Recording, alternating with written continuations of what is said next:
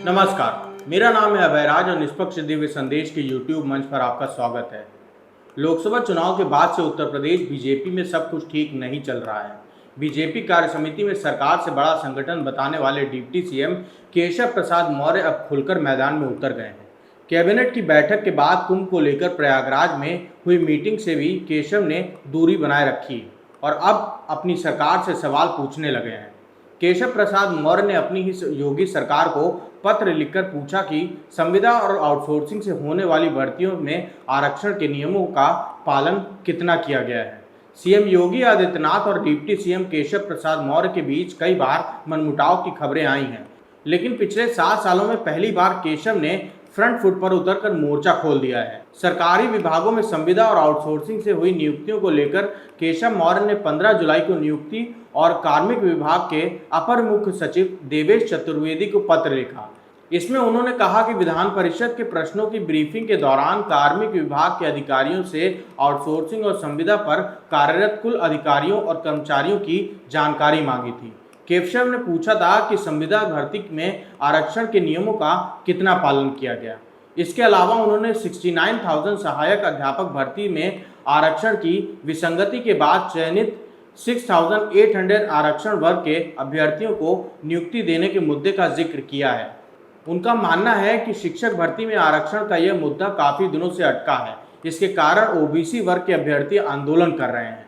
ऐसे में इसका पालन कर लिया जाना चाहिए। यूपी में 2017 में बीजेपी की सरकार बनने के बाद से 2023 संविदा से 56,491 और आउटसोर्सिंग से 2,75,497 भर्तियां सरकारी विभागों में की गई हैं। इसके अलावा विभिन्न निकायों में 1,07,936 कर्मचारी आउटसोर्सिंग से रखे गए हैं। केशव प्रसाद ने 16 अगस्त 2023 को भी नियुक्ति एवं कार्मिक विभाग को पत्र लिखकर संविदा और आउटसोर्सिंग नियुक्ति में आरक्षण के नियमों का पालन नहीं होने पर आपत्ति जताई थी। इसे लेकर अब दोबारा से उन्होंने सूचना मांगी है। केशव प्रसाद मौर्य ने पत्र लिखने के एक दिन पहले 14 जुलाई को प्रदेश कार्य समिति की बैठक में कहा था कि सरकार से बड़ा संगठन होता है। अगले ही दिन सोशल मीडिया पर लिखा कि संगठन सरकार से बड़ा है। इतना ही नहीं, लोकसभा चुनाव के बाद से केशव प्रसाद मौर्य कैबिनेट की बैठकों में भी शामिल नहीं हो रहे हैं। इसी कड़ी में कुंभ की तैयारियों को लेकर सीएम योगी की अध्यक्षता में हुई समीक्षा बैठक में भी केशव प्रसाद मौर्य शामिल नहीं हुए, जबकि फूलपुर के सांसद मंत्री नंद गोपाल नंदी सहित सभी प्रयागराज के विधायकों से शिरकत किया। केशव प्रसाद मौर्य ने जिस नियुक्ति एवं कार्मिक विभाग से भर्तियों में आरक्षण के पालन करने की सूचना मांगी है, उस विभाग की जिम्मेदारी सीएम योगी आदित्यनाथ के पास है।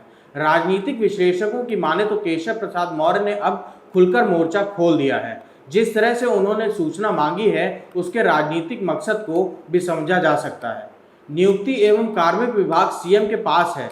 ऐसे में उनके मंजूरी के बिना न तो कोई शासनादेश लागू हो सकता है और न ही कोई सूचना जारी हो सकती है। केशव प्रसाद मौर्य ने संविदा भर्ती में ओबीसी दलित के आरक्षण का मुद्दा उठाकर बड़ा सियासी दांव चल दिया है, जिसे लेकर बीजेपी के सहयोगी दल भी सवाल खड़े कर रहे हैं। सूत्रों की माने तो केशव प्रसाद मौर्य ओबीसी समुदाय से आते हैं और बीजेपी के ओबीसी चेहरा हैं।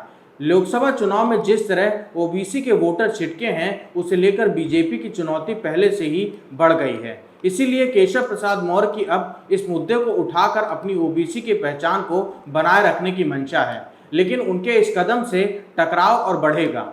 आरक्षण के मुद्दे पर पहले से ही योगी सरकार धिरी है। लोकसभा चुनाव में बीजेपी को नुकसान उठाना पड़ा है, जिससे ताकतवर सहयोगी दल उठा रहे हैं। अब केशव मौर्य ने इस मुद्दे पर पत्र लिखकर विपक्षी दलों के सुर में सुर मिलाकर अपनी ही सरकार को विपक्ष के निशाने पर ला दिया है। 2017 में बीजेपी ने 15 साल के बाद यूपी की सत्ता में वापसी की थी। उस समय प्रदेश अध्यक्ष की कमान केशव प्रसाद मौर्य के हाथों में थी। ऐसे में केशव प्रसाद खुद को सीएम पद के उम्मीदवार के रूप में देख रहे थे, लेकिन शीर्ष नेतृत्व ने सत्ता की कमान योगी आदित्यनाथ के हाथों में दे दी और केशव को डिप्टी सीएम के पद से ही संतोष करना पड़ा था। इसके बाद से दोनों ही नेताओं के बीच सियासी टकराव रहा, लेकिन पहली बार केशव प्रसाद मौर्य ने खुलकर मोर्चा खोला है। ऐसे में देखना है कि क्या केशव अपने कदम पीछे खींचेंगे या फिर ऐसे ही फ्रंट फुट पर खड़े नजर आएंगे। धन्यवाद।